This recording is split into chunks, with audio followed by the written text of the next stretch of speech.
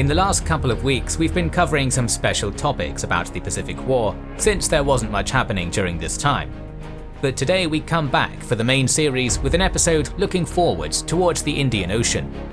After the fall of the Dutch East Indies, Malaya, Singapore, Manila and Rangoon, the Japanese Empire had achieved all of its initial objectives for the start of the war. Now they seek to probe the strength of the Allies outside of the Pacific with a deadly raid aimed towards the island of Ceylon and the coast of India. Brace yourselves as we plunge into the Indian Ocean raid and other Japanese offensives in the waters south of the Indian subcontinent. Your continued support allows us to expand our work, and we are so grateful for that. We are always eager to create more videos for you, and we think that you will enjoy our documentaries on post-World War II history over on the Cold War channel, and our Wizards and Warriors channel that focuses on the fantasy and sci-fi lore battle documentaries. Links to both are in the description and pinned comment. Thanks for being with us.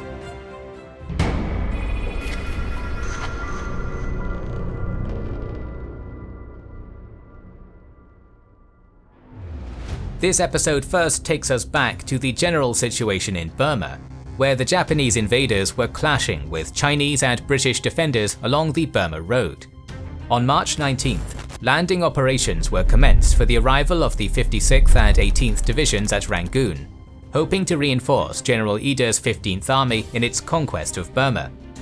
The operation would be conducted using 134 transports in 4 subsequent convoys, supported by the main strength of Admiral Ozawa's fleet in the waters south of Burma, with the first convoy arriving at Rangoon on March 24th and the last one arriving at the port on April 28th.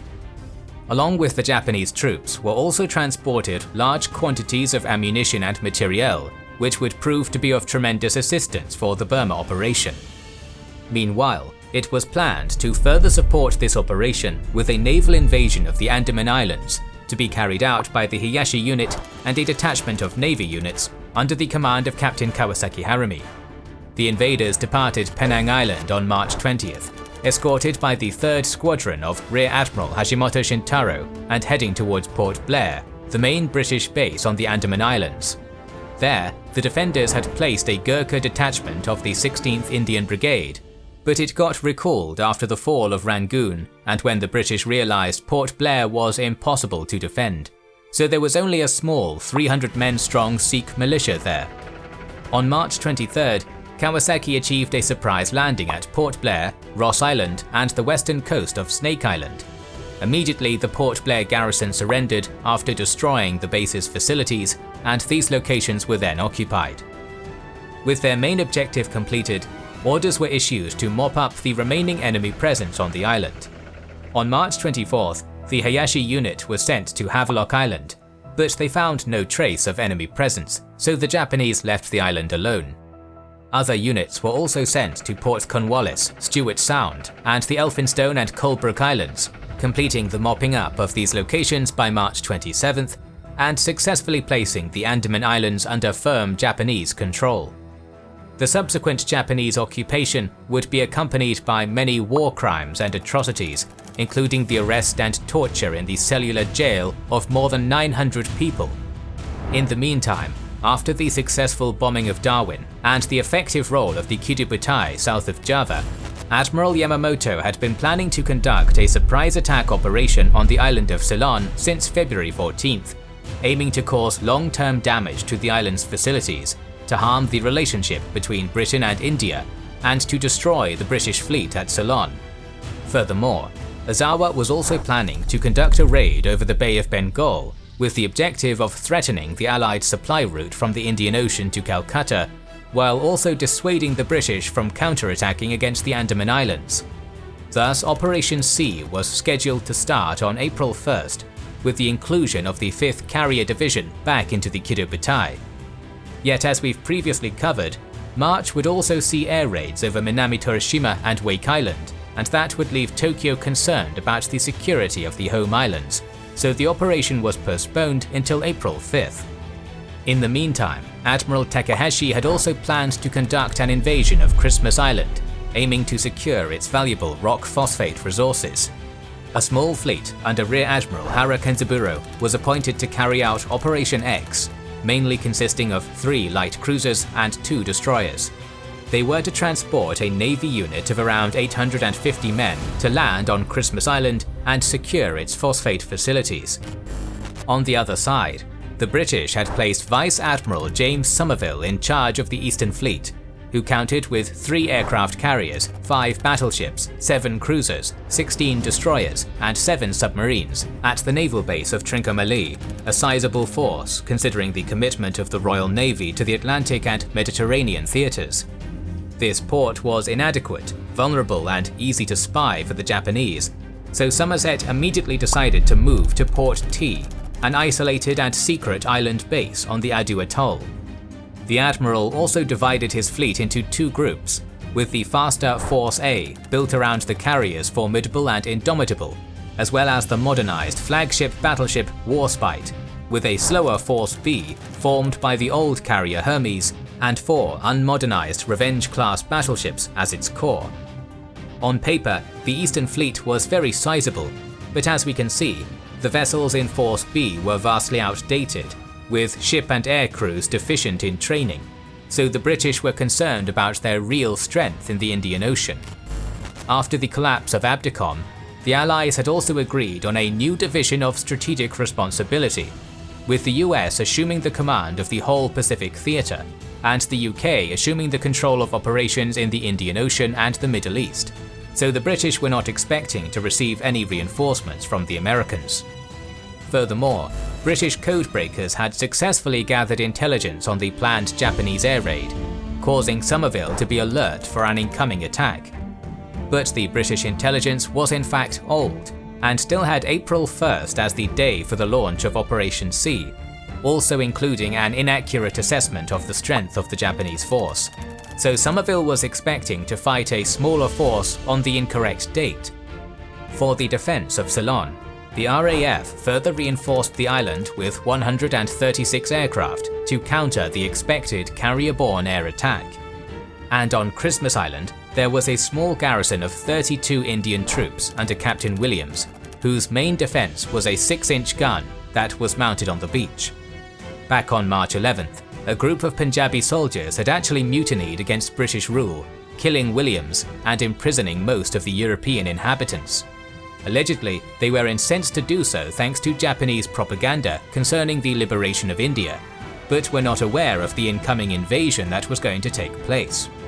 On March 26th, the same day that Somerville arrived at Ceylon, Operation C was put into motion, and the strong carrier task force of Admiral Nagumo departed Staring Bay towards the Indian Ocean.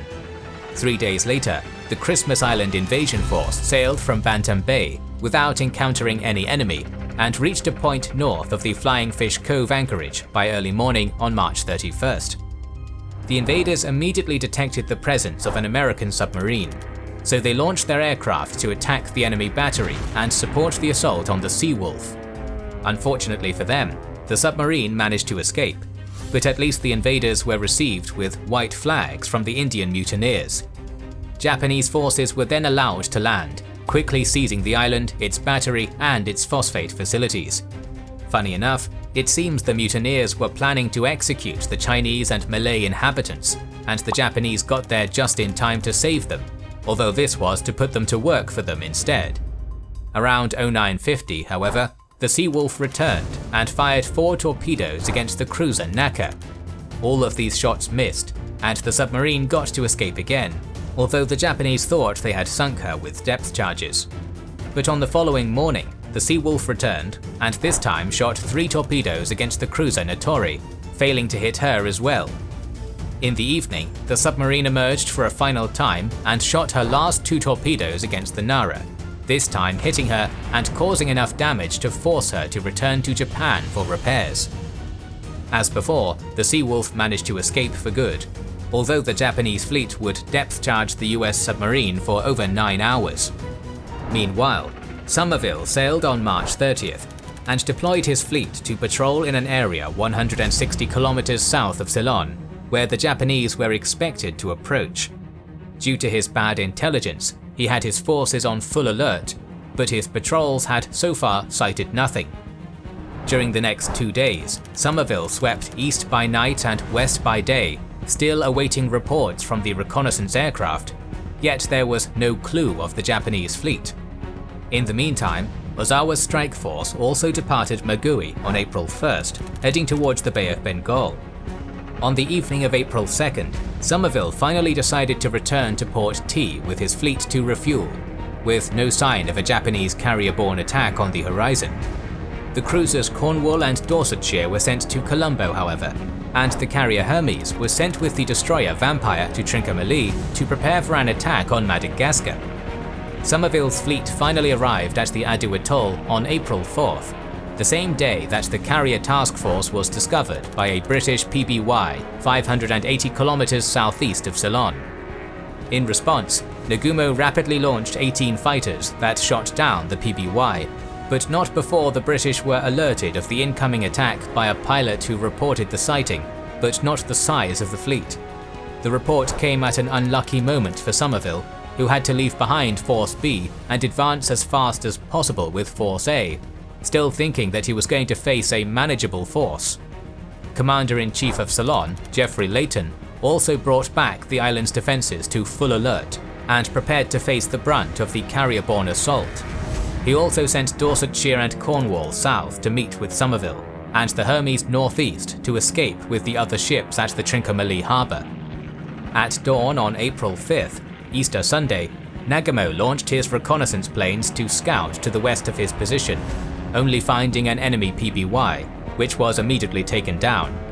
Shortly after 0600, the Japanese admiral finally sent 36 A6M Type 0 fighters, 53 B-5N torpedo bombers, and 38 D-3A Type 99 bombers, which rapidly got to the air over Colombo. At 10:45, Commander Fuchida sent the order to commence the attack, and a fierce battle immediately broke out between the Japanese fighters and the 36 Hurricanes and 6 Fulmars that came to meet them.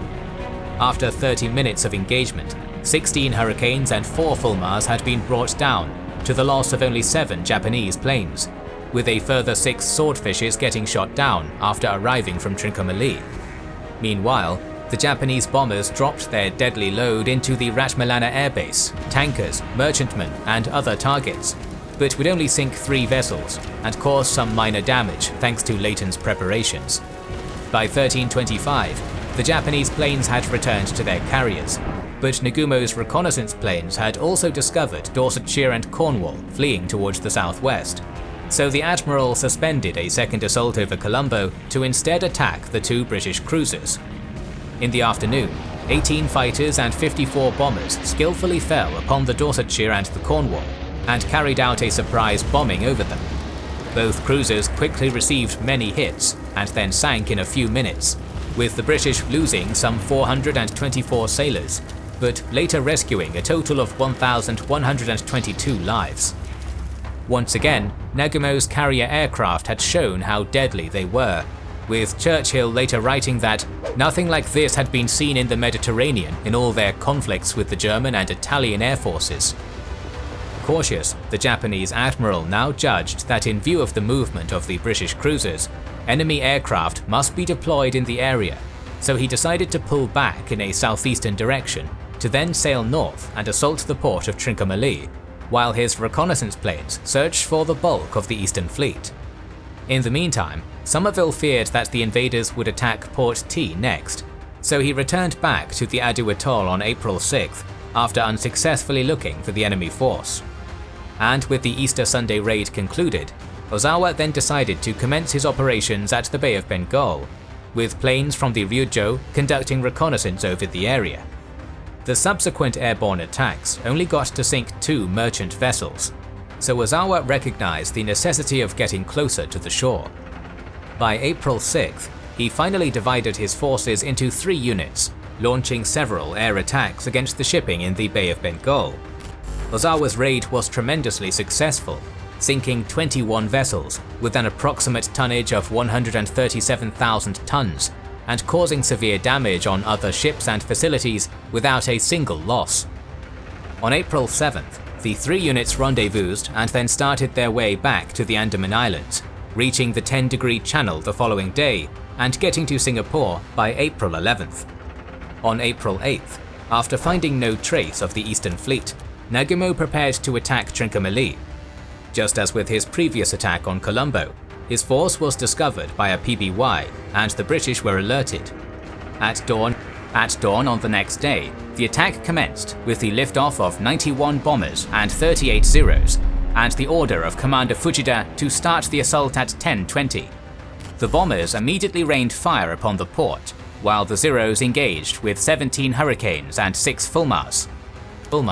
In result, the ships in the harbour suffered serious damage, along with other facilities in the port, and the British also suffered the loss of 10 aircraft, while they could only shoot down 3 Zeros. Furthermore, while the carrier Hermes was 105 kilometers away, 9 Blenheims were launched from Colombo to counterattack against the Japanese. Catching the invaders by surprise, the bombers unloaded their bombs over the Akagi, but they missed their target and were then engaged by the patrolling Zeros. In the ensuing struggle, the Japanese fighters shot down 5 of the bombers, while also losing 1 themselves. But Nagumo had now discovered the position of the Hermes, and so he sent 85 D-3A bombers and 9 Zeros to destroy the British carrier. Before noon, the Japanese had carried out their dive bombings, and the Hermes was sunk, along with its escort, the Vampire. Without a break, the bombers then attacked nearby ships, and 4 more vessels were sunk, to the loss of only 4 bombers and a Zero. With this attack on Trincomalee over, Nagumo then turned to the east, getting to the Makassar Strait by April 13th. Thus the Indian Ocean raid was over. It left the British feeling insecure, with Somerville sending Force B to East Africa, since he thought those older vessels didn't stand a chance against the superior Japanese firepower. But the Japanese didn't achieve their objective of destroying the Eastern Fleet either, and with their focus back on the Pacific, they would not exploit their victory in the Indian Ocean.